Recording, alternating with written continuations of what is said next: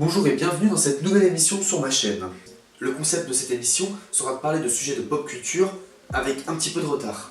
D'où le nom en fait. Et aujourd'hui on va parler de l'un des piliers du nouveau rap français, j'ai cité Orelsan. Et pour cette première émission, on va parler du Chant des Sirènes, sorti en 2011. J'entends les chants des sirènes, regarde autour de moi tous ces gens qui m'aiment. Je veux toucher le soleil avant que la pluie ne vienne. T'inquiète pas, seuls les faibles se font bouffer par le système. L'album comporte 16 titres et ils sont tous excellents. Il est vrai que je suis pas très objectif étant donné que je suis un grand fan d'Orelsan et Gringe. Cet album, qui est le deuxième pour Orelsan, a eu deux conséquences. Tout d'abord, il a commencé par démocratiser réellement Orelsan et un petit peu le quitter de toute l'histoire des procès qu'il avait eu. Pour ceux qui connaissent pas l'histoire, il avait eu des procès par rapport à une chanson, Sale pute, qu'il avait sortie il y a maintenant quelques années. Et la deuxième conséquence qui est assez malheureuse, c'est que ça a beaucoup divisé les fans. J'ai vraiment connu Aurel qu'il y a 2 ans, avec son album Aurel et Gringe sont les casseurs flotteurs. Donc je peux pas vraiment savoir comment étaient les divisions, mais on le voit bien en tout cas sur les forums dédiés à cet artiste. Il y a d'une part les fans du premier album, un peu plus trash, peut-être un peu plus enfantin, un peu plus gamin, un peu plus adolescent, qui nous racontent un petit peu, nous, notre vie, comment on l'a vécu tout simplement. Et on a Le Chant des Sirènes, que moi, je trouve tout simplement incroyable, et soit disant passant, largement meilleur que le premier. Le premier album est bien, mais celui-là comporte quelque chose qui fait tout le reste. Orelsan assume d'être une star. Dans cet album, il renonce à son adolescence passée et il se décide à grandir, et ça c'est génial. Après voilà, ça plaît ou ça plaît pas. On a d'une part ceux qui sont fans de ce côté adolescent d'Orelsan, et d'autre part les gens, dont moi, qui préfèrent sa partie un peu plus mature, bien écrite et fantastiquement triste. Orelsan, sur pas mal de titres, a un côté assez pessimiste que j'aime beaucoup. Faisons très vite le tour des 16 titres. L'album commence avec Raelsan et Le Chant des Sirènes qui sont des sons assez liés. C'est plus ou moins une évolution de Pokémon, mais pour Orelsan. Un pont entre le premier et le deuxième album. Le pont entre le fait qu'il soit totalement inconnu et la célébrité. Ensuite, nous avons Plus rien ne m'étonne, qui est une suite d'un son plus ou moins commercial qui était sorti sur le premier album. Le son est sympa, mais sans plus. Ensuite, on a Mauvaise idée. Ouais. Non, j'aime pas. En fait, c'est un petit peu ce qu'il fait avec les casseurs flotteurs. On va faire une petite parenthèse. Il y a le Orelsan plus ou moins sérieux qu'on a maintenant depuis 2010. Parce qu'on est en 2010. Et le Orel complètement barge qu'on retrouve dans les casseurs flotteurs, que j'aime également. C'est pas pour rien que j'ai leur album. Après Mauvaise idée, on a Double vie. Et Double vie, c'est le début de tout. Double vie, en fait, ça raconte juste l'histoire d'Aurel qui trompe des meufs. Bon, à la première écoute, généralement, les gens sont en mode « Ah d'accord, donc le mec, il continue à insulter les femmes, il s'en bat les couilles, c'est trop un connard, quoi !» Et ensuite, il y a le deuxième titre, Finir mal. Et là, c'est un génie.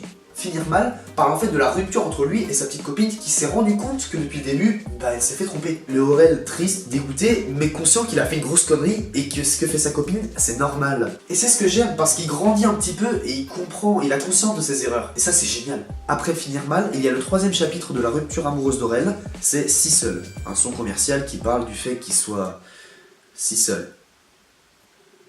Voilà. Ensuite, Des trous dans la tête. Bon, c'est juste qu'il est bourré, il se souvient pas. Enfin, je suis pas fan. J'ai pas compris le sens caché derrière, s'il y en a un. Ensuite, on a La petite marchande de porte-clés, qui est assez marrante. Faudrait l'écouter, c'est une musique assez longue.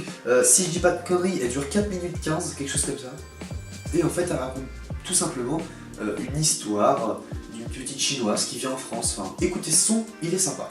Ensuite, on a 19910, que je ne spoilerai pas pour pas vous gâcher votre plaisir, qui est un de mes sons préférés sur l'album. Court, mais excellent. Et 2010. Parce qu'on est en 2010. Si vous avez compris, ces deux sons en fait se suivent. Dans 19910, Aurel raconte tout simplement comment c'était dans les années 90. Et dans 2010, il exagère à mort tout ce qui se passe en 2010. Ensuite, on a La morale. Superbe chanson qui parle d'un petit peu de tous les défauts et les qualités de son pote Gringe. Et ça, c'est super fort. Ça me fait penser un petit peu au son de Flint feat. Orelsan, Mon pote. Ces deux sons sont assez miroirs en fait. Dans Mon pote, il décrit tout ce qu'il est capable de faire pour son pote. Et dans La morale, il dit pourquoi il adore son pote. Bref, super son également. Ensuite, on a le peut-être trop célèbre Ils sont cool. Bon voilà, il y a beaucoup de références au niveau des mangas, des comics. C'est un gros délire avec Gringe. C'est des casseurs flotteurs.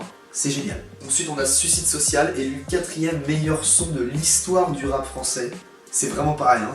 Ça parle tout simplement de quelqu'un qui va se suicider et qui avant crache toute la haine qu'il a envers la société. Ce son est juste magnifique. Et ensuite on finit hyper intelligemment en faisant une chanson sur la mort. Dans ma vidéo Peur de la mort, je cite justement Orelsan parce qu'il a des choses qui sont super intéressantes. Il a une vision de la mort qui m'a assez inspiré. Vraiment très bon son. Bon, ok, je suis un fanboy d'Orelsan, mais qu'est-ce qu'on peut en tirer concrètement de cet album? Tout d'abord, il a été un pilier pour tous les fans d'Orelsan et pour le rap en général. C'est ce qui a donné à des génies comme Big Flo et Oli de faire leur album. Et juste pour ça, chapeau. C'est du rap sans prétention, qui fonctionne bien et qui est hyper sincère. Et ça, c'est rare. Ce qui est fantastique avec Aurel, t'entends aussi parler de shit, de caisse et de pute, mais pas du tout de la même manière. Bref, j'espère que ce premier billet de retard absolument pas objectif vous aura plu. Si vous voulez vous abonner, c'est ici.